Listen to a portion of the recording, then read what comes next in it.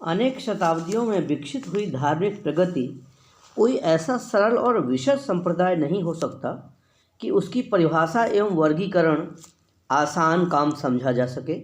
वैदिक सूक्तों का विस्मयकारी पक्ष उनका बहुदेववादी स्वरूप है।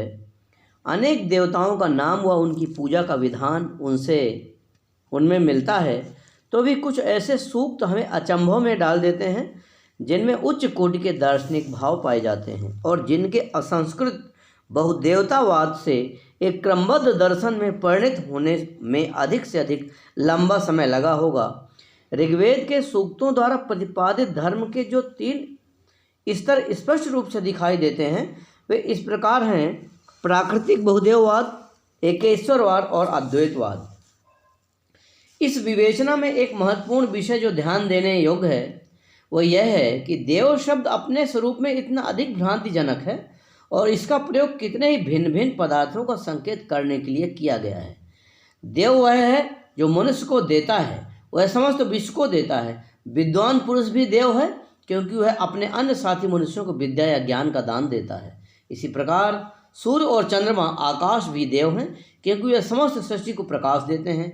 पिता माता और आचार्य भी देव हैं, अतिथि भी एक देव हैं। हमें यहाँ केवल देव शब्द के उस भाव से मतलब है जो ईश्वर के आधुनिक भाव को व्यक्त करता है। इससे तात्पर्य है दिव्य गुणयुक्त अथवा प्रकाशमान।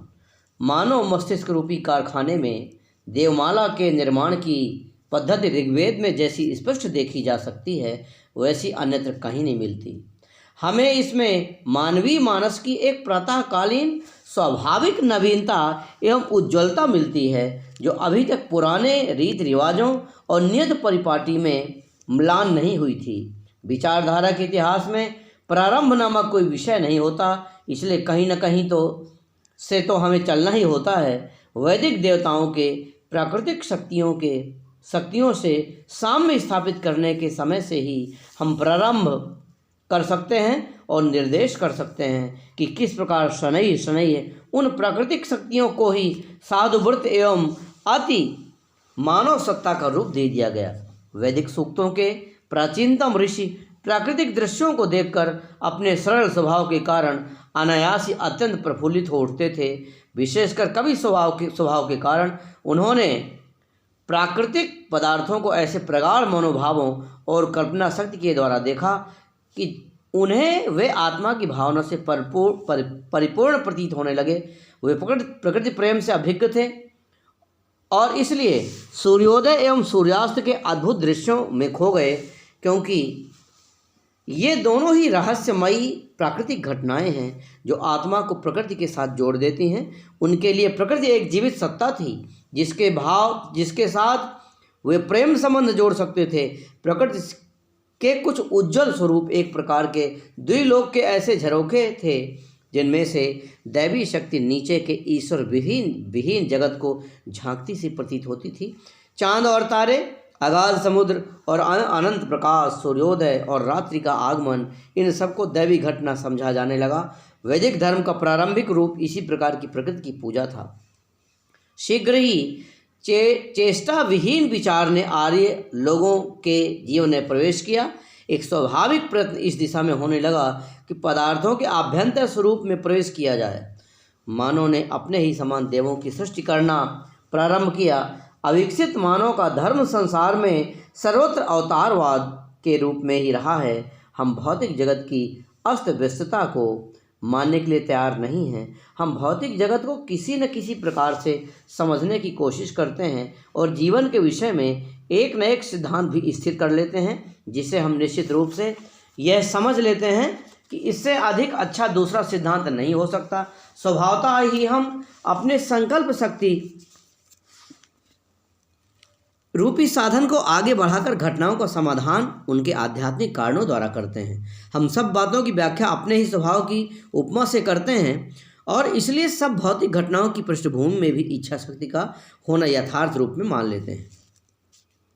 इस कल्पनात्मक सूत्र को सर्वजीववाद के साथ ही नहीं मिलाना चाहिए, क्योंकि इस कल्पना में प्रकृति मात्र के अंदर चेतना के मत को स्वीकार नहीं किया गया है। यह एक प्रकार का बहुदेवतावाद है जिसमें विलक्षण भौतिक घटनाओं को, जिनसे भारत भरा पड़ा है, दैवी घटनाओं का रूप दे दिया जाता है। धार्मिक अंतःप्रेरणा अपनी अभिव्यक्ति इसी प्रकार करती है। गहन धार्मिक भावना के क्षणों में जब मनुष्य किसी आसन्न विपत्ति से छुटकारा पा जाता है और प्रकृति की महान शक्तियों के आगे अपने ही तूफान में परमात्मा की आवाज़ को सुनता है और अगाध एवं प्रशांत समुद्र में भी उसी के अस्तित्व का अनुभव करता है। आधुनिक आत्मसंयमी संप्रदाय के समय तक हमें इसी प्रकार की भावनाएं मिलती हैं। सूर्य, चंद्रमा और नक्षत्र, ऋतु और मनुष्यों तक को देवता बना डाला गया है। यही अच्छी बात है कि वैदिक आर्य एक अदृश्य लोक की यथार्थ सत्ता में विश्वास रखते थे। उन्हें इस विषय में तनिक भी संदेह नहीं था। देवता विद्यमान है, ऐसा प्रतीत होता है कि प्रकृतिवाद और अवतारवाद वैदिक धर्म की प्राथमिक श्रेणियां रही होंगी। अब यह इतिहास का सर्वमान्य विषय है कि वैदिक आर्य और ईरानी लोग एक ही जाति के हैं और इनमें बहुत सी समानताएं एवं बंधुत्व का नाता दिखाई देता है। वे अपने एक ही आदि निवास स्थान से भारत में और पारसियों के ईरान में आए। वे अपने की आवश्यकताओं, जगह की कमी एवं साहसिकता के भाव ने उन्हें अपनी मातृभूमि को छोड़कर नए क्षेत्रों की खोज में बाहर निकलकर भिन्न भिन्न दिशाओं में घूमने को बाधित नहीं कर दिया।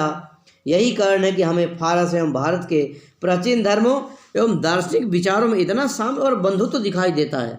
डॉक्टर मिल्स का कहना है कि पारसियों का धर्म ग्रंथ जिंदावस्था वेदों में जितना सन्निकट है, उतने निकट उनके अपने संस्कृत के महाकाव्य भी नहीं है। दोनों धर्म ग्रंथों में भाषा संबंधी अंतर्निहित अविच्छिन्नता पाई जाती है।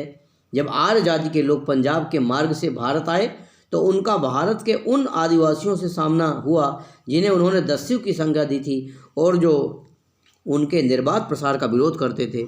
ये दस्यु लोग कृष्णवर्ण के थे, गोमांस खाते थे और भूत प्रेत आदि की पूजा करते थे। आर्य लोग इनके संपर्क में आकर अपने आप को इनसे पृथक रखने के इच्छुक थे।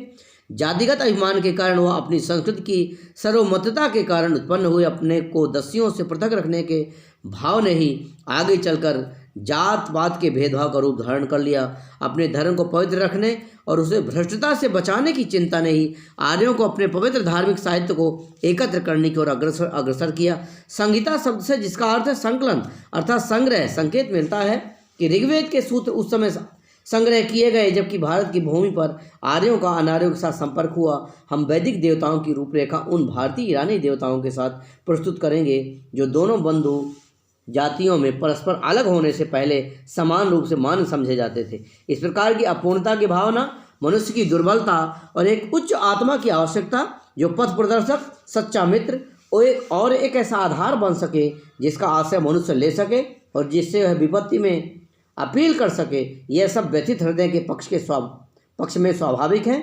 उस प्रारंभिक काल में अनंत के प्रति इस प्रकार की आकांक्षा को सिवा असीम और जाज्वल्यमान द्विलोक के और कोई कल्पना इतनी अच्छी संतुष्ट नहीं कर सकती थी। सूर्य, चंद्रमा और तारागण स्थान परिवर्तन कर सकते हैं, आंधी तूफान ला सकते हैं और मेघ भी मंडरा कर विलुप्त हो सकते हैं, किंतु अनंत आकाश सदा स्थिर रहता है। दो केवल भारतीय ईरानी देवता ही नहीं हैं, किंतु भारतीय यूरोपीय भी हैं। यूनान देश में यह जीएस के नाम से विद्यमान है। इटली में जुपिटर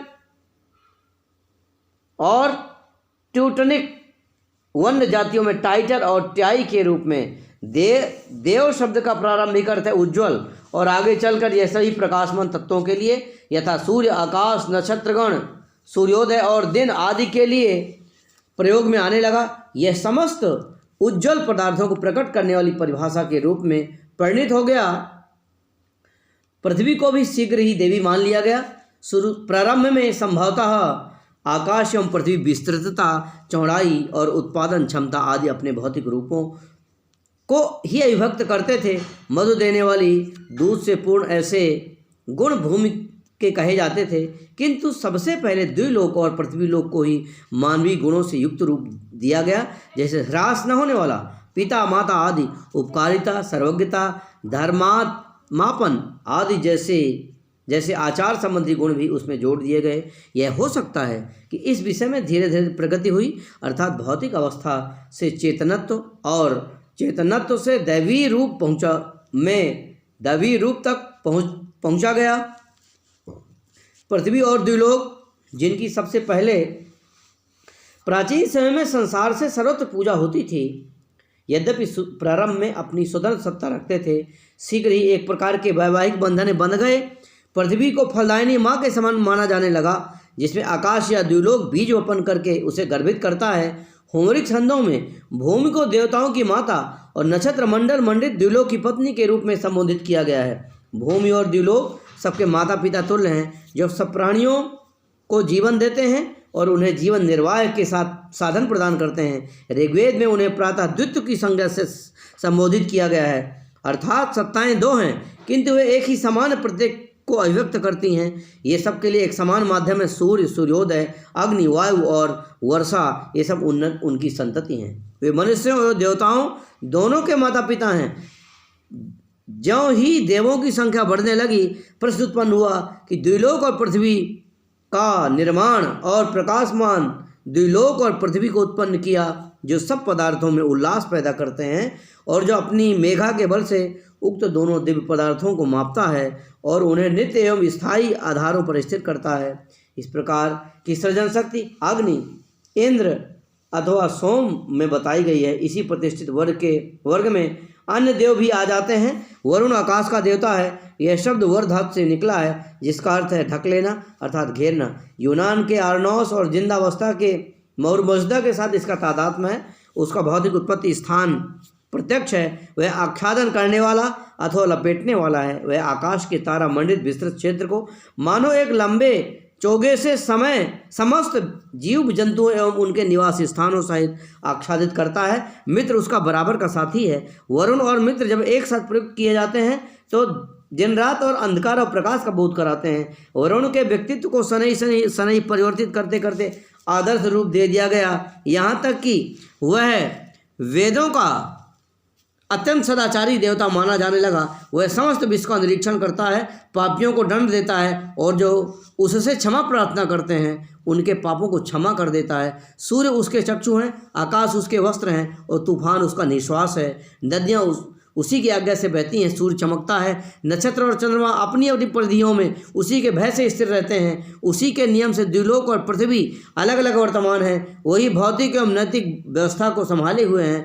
वह चंचल चित्त न होकर धृतव्रत अर्थात दृढ़ संकल्प वाला है। अन्यान्य देवता उसकी आज्ञा का पालन करते हैं। वह सर्वज्ञ है और इसलिए आकाश में पक्षियों की उड़ान का ज्ञान रखता है। समुद्र में जहाज़ों के मार्ग का और वायु के मार्ग का भी ज्ञान रखता है। बिना उसके जाने कोई चिड़िया तक नहीं गिर सकती। वही परम ईश्वर है, देवों का देव, अपराधियों के लिए कठोर और पश्चाताप करने वालों के लिए दयालु है। वह जगत के सदाचार संबंधी नित्य नियमों के, जिनका विधान उसी ने किया है, अनुकूल चलता है, तो भी अपने दयालु स्वभाव के कारण उन्हें भी क्षमा करने को उद्यत है। जो उसके नियमों का उल्लंघन करते हैं, जो पाप करता है और उसके प्रति भी कृपालु हैं। वरुण को संबोधित करते हुए जितने भी सूक्त हैं, सब में हम पापों के लिए क्षमा की प्रार्थना ही पाते हैं, जो अपराधों को स्वीकृति और पश्चाताप के से ओतप्रोत हैं। इससे ज्ञात होता है कि आर्य जाति के कभी गण पाप के बोझ के भाव एवं उससे छुटकारा पाने की प्रार्थना से अभिज्ञ थे। वैष्णवों और भागवतों का अस्तित्ववाद, जिसमें भक्ति पर बल दिया गया है, वैदिक व अरुण की पूजा का ही रूप प्रतीत होता है, जिसमें पाप संबंधी ज्ञान एवं उसके लिए दैविक क्षमा पर विश्वास किया गया है। प्रोफेसर मैकडॉनल्ड का कहना है, वरुण का स्वरूप उच्चतम प्रकार के एकेश्वरवाद में जो दैवीय शासक का रूप है उससे सादृश्यता रखता है। वह नियम जिसका वरुण अभिरक्षक है ऋत कहलाता है। ऋत का तात्पर्य है वस्तुओं की कार्यविधि। ऋत से तात्पर्य साधारणतः सब प्रकार के नियमों से है और न्याय के सर्वव्यापी भाव का भी यह द्योतक है। इस भाव का सुझाव प्रारंभ में सूर्य, चंद्र और नक्षत्रगण की नियमित गतियों एवं दिन और रात के नियमित परिवर्तनों से एवं ऋतुओं के नियमित क्रम के कारण हुआ होगा। ऋत से तात्पर्य विश्व की व्याख्या से भी है। इस विश्व में प्रत्येक पदार्थ में जो व्यवस्था पाई जाती है वह ऋत के ही कारण है।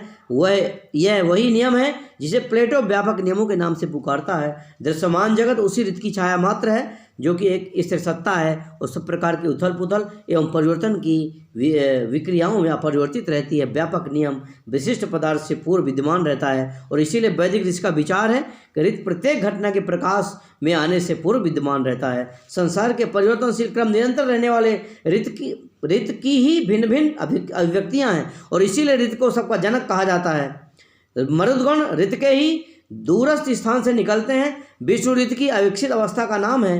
द्विलोक और पृथ्वी भी ऋत के कारण द्विलोक और पृथ्वी लोक कहलाते हैं। अपरिवर्तनीय सत्ता के रहस्यपूर्ण भाव के चिन्ह सबसे पूर्व यही दिखाई देते हैं। यथार्थ सत्ता अपरिवर्तनीय कानून है जो दिखाई देता है, वह अस्थायी प्रदर्शन है, एक अपूर्ण नकल है। यथार्थ सत्ता वह है जिसमें विभाग अथवा परिवर्तन नहीं है, जबकि अन्य सब परिवर्तनशील और नश्वर हैं। शीघ्र ही विश्व की यह व्यवस्था एक परम ईश्वर की स्थिर इच्छा के रूप में परिणित हो जाती है, जो सदाचार एवं साधुता का भी नियम है। देवता भी उसका अतिक्रमण नहीं कर सकते। ऋत के भाव में भौतिक से दैवी विकास को हम देख सकते हैं। ऋत का मौलिक तात्पर्य था संसार, सूर्य, चंद्रमा, नक्षत्रगण, प्रातःकाल, सायंकाल एवं दिन और रात की गति का नियमित मार्ग। शनै शनै यह ऐसे सदाचार के मार्ग जिसका अनुसरण मनुष्य को करना चाहिए और साध्वाचार के नियम के अर्थों में व्यवहृत होने लगा, जिनका पालन देवताओं के लिए भी आवश्यक है। सूर्योदय ऋत के मार्ग का अनुसरण करता है जो ठीक मार्ग है। मानव है पहले से ही उन नियमों को जानता था, वह देशों का अतिक्रमण कभी नहीं करता। सूर्य भी ऋत के मार्ग का अनुसरण करता है। समस्त विश्व ब्रह्मांड ऋत पर आश्रित है और इसी के अंदर रहकर गति करता है। ऋत के इस भाव में हमें वर्षवर्त का कर्तव्य के प्रति कहा हुआ निम्नलिखित वाक्य स्मरण होता है। तू ही तारागण को विपरीत मार्ग में जाने से बचाता है और अत्यंत प्राचीन द्विलोक भी तेरे द्वारा ही स्फूर्तिमान और बलशाली हैं। भौतिक जगत में जिसे कानून कहा जाता है, सदाचार जगत में उसे ही धर्म कहते हैं। सदाचारी जीवन के संबंध में जो यूनानी विद्वानों का विचार है कि वह एक व्यवस्थापूर्ण और समतायुक्त विषय है, उसी भाव की झलक यहाँ मिलती है। वरुण जो पहले भौतिक जगत का रक्षक समझा जाता था, सदाचार की व्यवस्था का संरक्षक, ऋतस्य गोपाह और पाप के लिए दंड देने वाला बन गया। कितनी ही अवस्थाओं में देवताओं से प्रार्थना की जाती है कि हमें सन्मार्ग में ले जाएं। हे इंद्र, हमें ऋत के मार्ग का निर्देशन करो जो सब बुराइयों से ऊपर यथार्थ मार्ग है। जैसे ही ऋत के विचार को अपनाया गया, देवताओं के स्वरूप में ही परिवर्तन हो गया। अब संसार अस्त व्यस्तता एवं उद्देश्यहीन आकस्मिक अवयवों से पूर्ण न होकर एक समता के क्रम में और विशेष प्रयोजन के अनुसार कार्य करता हुआ प्रतीत होता है। जब कभी अविश्वास हमें ललचाकर अंदर के विश्वास को टुकड़े टुकड़े करने लगता है, तब इस प्रकार की भावना हमें सांत्वना एवं शांत प्रदान करती है तथा सुरक्षा का भाव हमारे मन में आता है। चाहे कुछ भी क्यों न हो, हम अनुभव करते हैं कि धर्म संबंधी एक कानून सदाचार के क्षेत्रों में वर्तमान है जो प्रकृति में स्थित सुंदर व्यवस्था के ही अनुकूल है। जैसे सूर्य का अगले दिन उदय होना निश्चित है, वैसे ही धर्म की विजय भी निश्चित है। ऋत के ऊपर भरोसा किया जा सकता है। मित्र देव भी वरुण का सहचारी है और साधारणतः उसी के साथ इसकी प्रार्थना की जाती है। वह कभी कभी सूर्य को और कभी कभी प्रकाश को अभिव्यक्त करता है। वह एक सर्वद्रष्टा और सर्वप्रिय देवता है। मित्र और वरुण दोनों संयुक्त रूप में ऋत के संरक्षक हैं और पाप को क्षमा करने वाले हैं। शनै से मित्र का संबंध प्रातःकालीन प्रकाश के साथ और वरुण का रात्रि के आकाश के साथ हो गया। वरुण और मित्र को आदित्य की संज्ञा दी जाती है, अर्थात यह समर्पण और भक्त के समान आदित्य के पुत्र हैं। सूर्यदेव संसार को प्रकाश देने वाले हैं। उन्हें संबोधन करने वाले 10 सूक्त मिलते हैं। सूर्य की पूजा मनुष्य के मानस के लिए स्वाभाविक है। यह यूनानी धर्म का एक आवश्यक अंग है। प्लेटो ने उसे रिपब्लिक में सूर्य पूजा को आदर्श बताया है। उसके मत में सूर्य धर्म का प्रतीक स्वरूप है। फारस देश में हमें सूर्य पूजा का विधान मिलता है। सूर्य जो संसार में प्रकाश एवं जीवन का करता है, अति प्राकृतिक शक्ति से संपन्न है। वह समस्त स्थावर और जंगम जगत का जीवन है। वह सर्वश्रेष्ठा है और ऊपर से चुपके चुपके सारे जगत का पर्यवेक्षण करता है। वह मनुष्यों को अपने अपने कर्मों में प्रवृत्त होने के लिए जगाता है, अंधकार को दूर करता है और प्रकाश देता है। सूर्य दोनों लोकों में संचार के लिए मनुष्यों का निगाह रखते हुए उदय होता है। यह सब स्थावर एवं जंगम जगत का रक्षक और मनुष्यों के अच्छे और बुरे कर्मों का साक्षी है। सूर्य जगत का रचयिता और शासनकर्ता भी है।